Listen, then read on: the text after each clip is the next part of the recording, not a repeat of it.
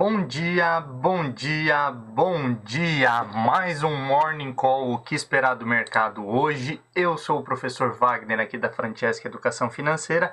Mais um dia podemos dizer que sextou mais cedo essa semana, né? O mercado financeiro aí teve segunda e terça fechado.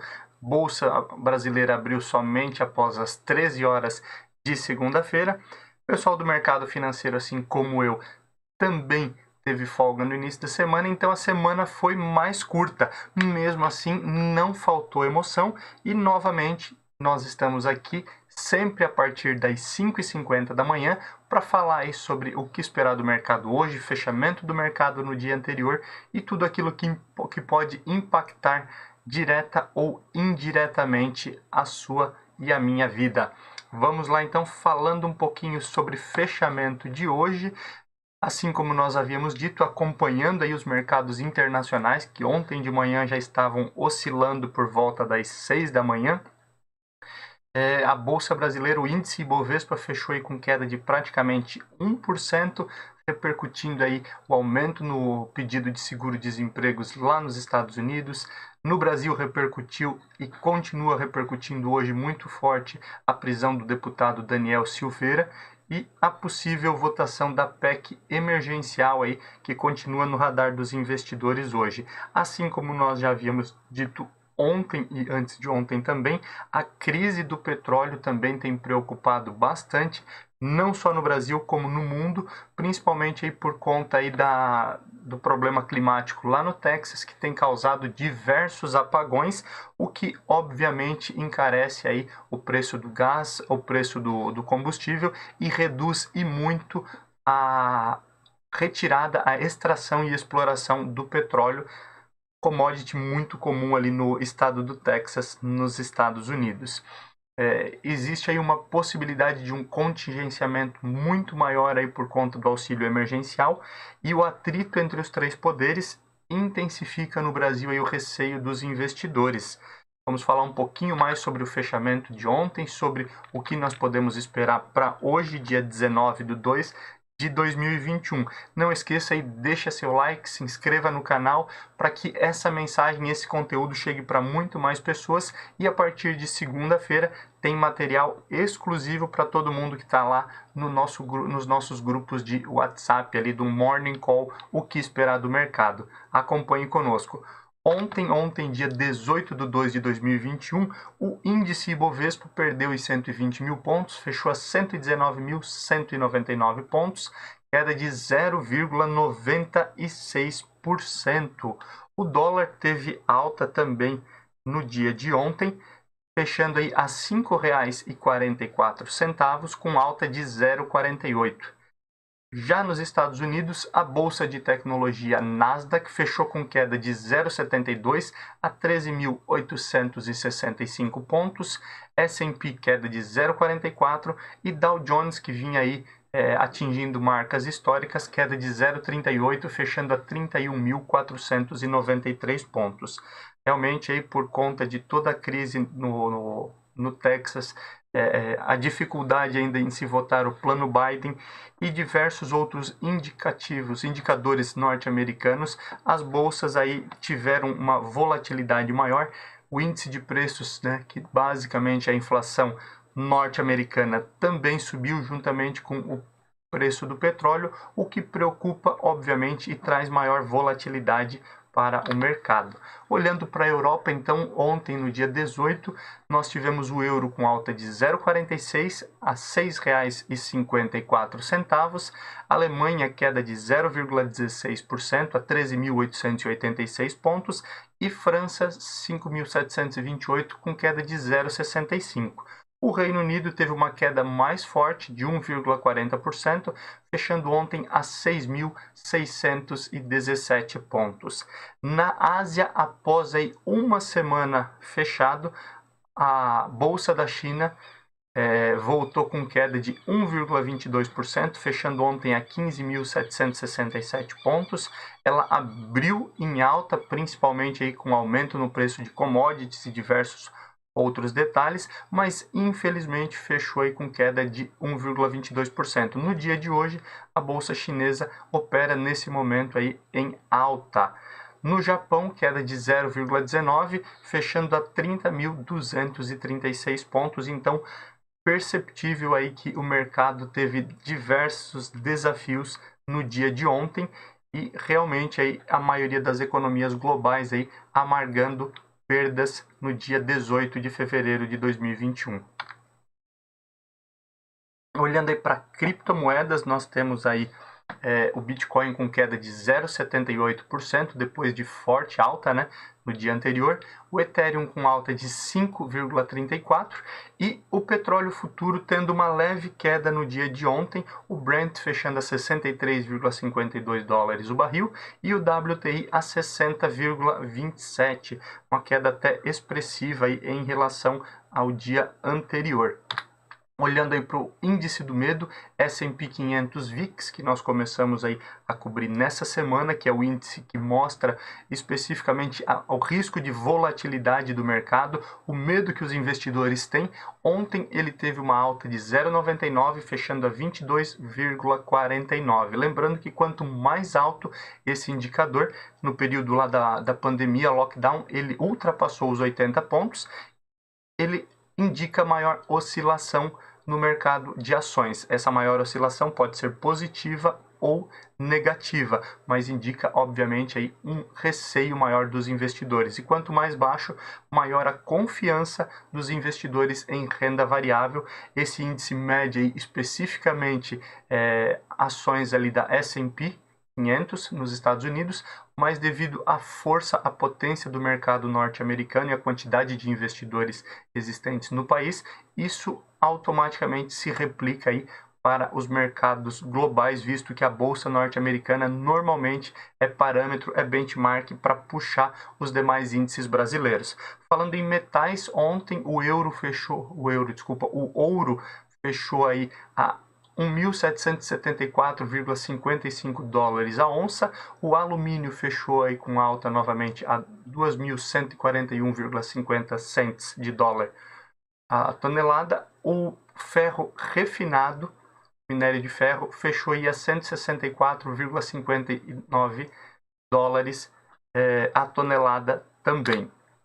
Falando em fechamento aí no dia de ontem, dia 18, a maior alta que nós tivemos do índice Ibovespa foi de JHSF3, que é a incorporadora que ontem divulgou resultados, fechou com alta de 3,77 a R$ 7,42.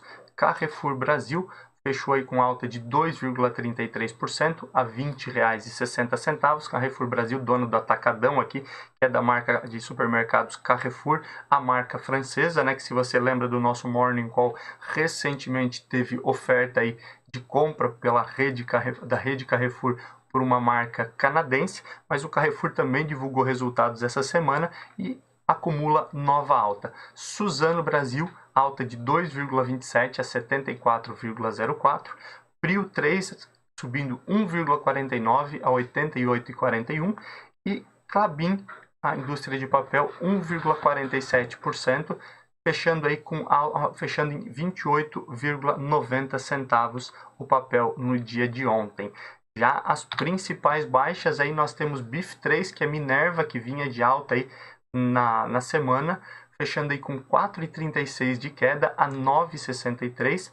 BTOW3, queda de 3,91% a R$ 83.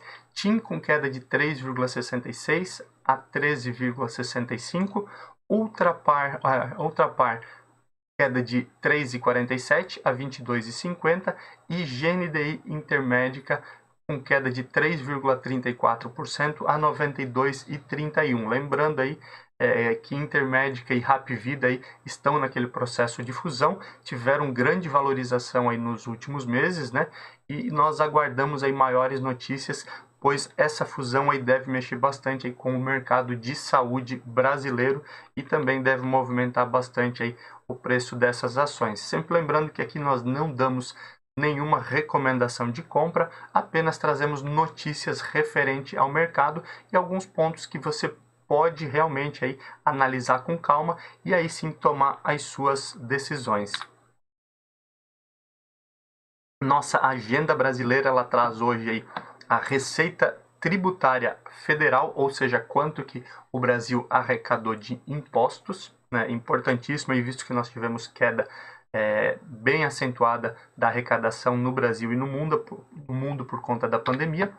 Temos aí na agenda internacional as vendas no varejo lá do Reino Unido, que é um índice que já foi divulgado e infelizmente ele teve nova queda. Temos índice de preço ao produtor na Alemanha, que tem aumentado consideravelmente aí em relação aos últimos anos. E hoje temos aí PMI da França, Alemanha, zona do euro e Estados Unidos. E essa divulgação do PMI é o PMI de serviços, da indústria e o PMI composto. Então, sempre por esses dias aí do mês, é um momento aí de analisar esses indicadores aí da economia europeia e também dos Estados Unidos. Bastante coisa aí para ficar de olho hoje em relação à política internacional.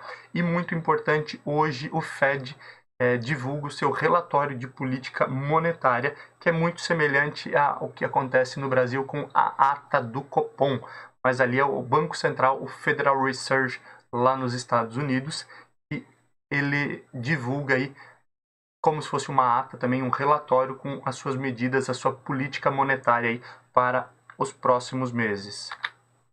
Falando em política, então, hoje a Câmara dos Deputados vota aí o caso Daniel Silveira. Se você não lembra disso, o deputado Daniel Silveira foi preso em flagrante essa semana aí por ter feito vídeos ameaçando o STF e também defendendo o AI-5, né? Lembrando que o AI-5 aí era lá da época da ditadura militar.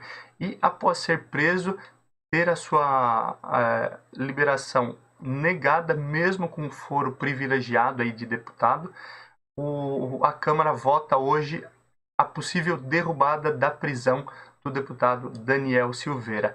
Isso aí tem movimentado bastante, porque alguns deputados são contrários, assim como o líder do Centrão e vários deputados do Centrão, por conta aí da liberdade de expressão, como eu falei já essa semana, e também o foro privilegiado aí que eles acabam tendo aí como deputados, como parlamentares. Por outro lado, alguns parlamentares são favoráveis à manutenção da prisão de Daniel Silveira para evitar e coibir os extremismos, tanto de direita quanto de esquerda, que infelizmente acabaram polarizando o nosso país. O Senado hoje deve começar, né, hoje não, ontem definiu aí que votará a PEC emergencial, lembrando que essa PEC emergencial ela incorpora basicamente duas outras PECs ali. Uma delas aí diz respeito especificamente me fugiu agora, ao Pacto Federativo, que é uma das fortes bandeiras aí do ministro Paulo Guedes, e a outra PEC é a PEC dos fundos públicos, também bandeira muito forte do ministro Paulo Guedes, e basicamente foi um acordo aí entre executivo e legislativo, e essa PEC começa a ser votada para a liberação do auxílio emergencial, que deve ficar em torno de R$250 e ter aí de 3 a 4 meses de duração já a partir do mês de março. Qualquer notícia, nós também vamos falando aqui no nosso Morning Call, o que esperar do mercado hoje. O Bolsonaro ficou TO com o diesel, né, o combustível em geral, sendo aumentado novamente aí pela Petrobras. Perdão, eu errei ali, não é diesel, é diesel, né? E disse que irá zerar o imposto sobre o diesel pelos próximos 2 meses. Por que 2 meses? Especificamente porque ele quer fazer alguma coisa nesses 2 meses, ou ver o que pode ser feito na Petrobras, o que obviamente aí mexe com o mercado e pode preocupar investidores. E da mesma forma ele disse que pode também encontrar um caminho para manter zerado aí o imposto federal, né, que é o que ele tem autonomia, sobre o preço do diesel. O ex-presidente Luiz Inácio Lula da Silva disse que se a justiça liberar, ele pode sair candidato em 2022. Então essa notícia aí também volta à tona, e aí voltamos àquela questão de polarização aí entre esquerda e direita aí que tem há bastante tempo aí mexido com o cenário político brasileiro. E o Texas ontem proibiu a venda de gás, o que causou um rebuliço tanto nos Estados Unidos quanto no mundo, principalmente por conta de contratos futuros e diversos outros contratos aí de negociação, mas o Texas proibiu por conta aí da crise climática. Falamos sobre isso essa semana. No Texas está acontecendo aí diversas tempestades aí de neve, né? O que deixou muitas pessoas ali sem energia e, obviamente, a necessidade aí do gás, então, para manter os aquecedores, geradores de empresas e moradias principalmente. Lembrando que essa crise climática, ela afetou inclusive o norte do México aí com diversos apagões. Falando agora um pouquinho de economia, os títulos públicos norte-americanos, as treasuries, elas sobem juntamente com a inflação e tem preocupado o mercado. Esses títulos públicos é muito semelhante ao que nós temos aqui, Tesouro Selic, Tesouro IPCA e diversos outros. Esses títulos públicos, eles têm, obviamente, uma segurança muito grande, porque trata-se do governo norte-americano, mas estão com uma tendência de alta, por conta aí da inflação. A inflação nos Estados Unidos, o índice de preços ao consumidor nos Estados Unidos subiu recentemente. O aumento do petróleo também faz com que a inflação suba e automaticamente se torna necessário, para controlar a inflação, aumentar a taxa de juros dos títulos públicos federais. Aqui no Brasil nós temos, por exemplo, a Selic. Lá nos Estados Unidos é diferente, mas são os títulos públicos e isso preocupa principalmente aí os investidores de renda variável. O Federal Reserve, como a gente já falou, alterou a política de compensação para redução do risco sistêmico. E aí se fala principalmente aí em contratos de swap, né, que são contratos de proteção cambial e de diversos produtos. Ele alterou a política de compensação para reduzir o risco aí de colapso no mercado financeiro. Essa é uma notícia importante aí para ficarmos de olho. 2021, além do aumento aí nos combustíveis, né, que já ultrapassou os 30%, nós teremos também cerca de 13% de aumento na conta de luz. Isso aí devido à baixa arrecadação que a ANEEL teve, a Agência Nacional de Energia Elétrica, teve aí nos últimos anos, e principalmente por algumas situações que as empresas, em geral, de distribuição de energia elétrica no Brasil também tiveram aí no ano de 2020 por conta da pandemia e diversas outras situações aí, medidas que foram tomadas aí para conter o aumento no ano passado. O plano Biden, né, o plano do titio Biden lá, o presidente norte-americano, que é de 1,9 trilhões de dólares ali para injeção desse dinheiro aí em estímulos econômicos, para dar um gás aí para a economia, realmente deve ser votado esse mês, mas ele não é um consenso nem mesmo entre os democratas. Principalmente o principal ponto aí entre os democratas é basicamente a situação de dobrar o salário mínimo norte-americano. Como assim dobrar? Ele passaria de 7,5 dólares a hora para 15 dentro da ideia do plano Biden, 15 dólares a hora. Lembrando que os Estados Unidos têm uma metodologia completamente diferente aí de pagamento de salários, né? Eles calculam uma situação média de salário anual e o trabalhador ele é pago por hora, o salário mínimo é pago por hora. Mas esse mês ainda, mês de fevereiro, deve ser votado o plano Biden, o que deve movimentar positivamente a economia norte-americana e a economia global. A vacina da Pfizer, entre várias outras vacinas, tem se destacado pela sua alta eficiência e eficácia, mais de 96% aí de eficiência, e essa situação faz com que alguns pesquisadores peçam o adiamento da segunda dose da vacina.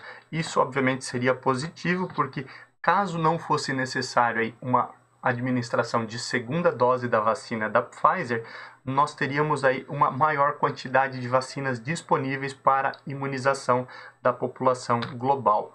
Falando agora de mundo corporativo, a JHSF aumentou os lucros dela em quase 100%, foi mais de 98% de aumento lá em 2020. Ontem teve divulgação de resultados da JHSF. O Banco Pan teve seu rating aumentado também por conta dos lucros no mercado digital. Também aí teve uma valorização um pouco maior no ano de 2020. O Localweb, a empresa que fez IPO aí há pouco mais de um ano e teve mais de 600% aí de rentabilidade desde o seu IPO, ela fez follow-on nessa semana, emitiu mais ações, teve aí quase 3 bilhões de reais de captação e ela já anunciou que adquiriu 2 outras empresas para aumentar o seu portfólio. Lembrando sempre, né, o nosso disclaimer não é recomendação, muito pelo contrário, são apenas notícias do mercado. E RBR IRB, né, teve aí um prejuízo de 1,5 bilhões de reais, foi anunciado no dia de ontem. IRB passou por toda uma reestruturação e, a princípio, especialistas dizem que agora ela chegou num ponto de justiça de seus balanços e, obviamente, aí, por conta de diversos problemas que ela teve no ano passado, ela teve esse prejuízo financeiro em 2020. Agora, IRB, segundo especialistas, entra num processo de retomada de crescimento. Obviamente que isso aí não quer dizer que as ações irão subir, mas ela deve retomar aos poucos aí o crescimento e ir reduzindo os prejuízos trimestre a trimestre, ano a ano. Hoje nós temos divulgação de resultados de EDP Brasil, uma holding do setor elétrico que atende aí diversos estados brasileiros. A Petz, outra empresa aí que teve IPO no ano passado, deve abrir outras 30 unidades por conta do crescimento que ela teve no ano passado. E o Carrefour, que teve um lucro recorde no Brasil também, gastou mais de 50 milhões de reais após a morte do cliente lá no estacionamento, né? Me fugiu o sobrenome dele, mas era o João, que infelizmente foi espancado por seguranças até a morte na véspera do Dia da Consciência Negra, e ele era um cliente, era um indivíduo negro, o que causou diversos problemas de imagem ao Carrefour, e a princípio aí o Carrefour gastou cerca de 50 milhões de reais aí para dar uma recuperada na imagem. Então dá para ter uma ideia aí como o Carrefour, a gente até falou sobre isso no nosso Morning Call, como o Carrefour estava tendo dificuldades aí e diversas perdas por conta do que havia acontecido. Hoje os mercados globais, eles abrem também em sentidos opostos. Temos aí Nasdaq com leve alta, mas praticamente trabalhando na estabilidade nesse momento aí, a partir das 6 horas da manhã, índice futuro. S&P e Dow Jones também trabalhando em queda. No Japão, queda novamente. A Europa trabalha oscilando, algumas bolsas aí, como a bolsa do Reino Unido, oscilando entre negativo e positivo. Já França e Alemanha estão com quase 0,5% de alta. Novamente devemos ter um dia de grande oscilação no mercado. As notícias do mercado e da política brasileira devem, obviamente, interferir também, e o Brasil deve surfar algo muito semelhante ao mercado internacional.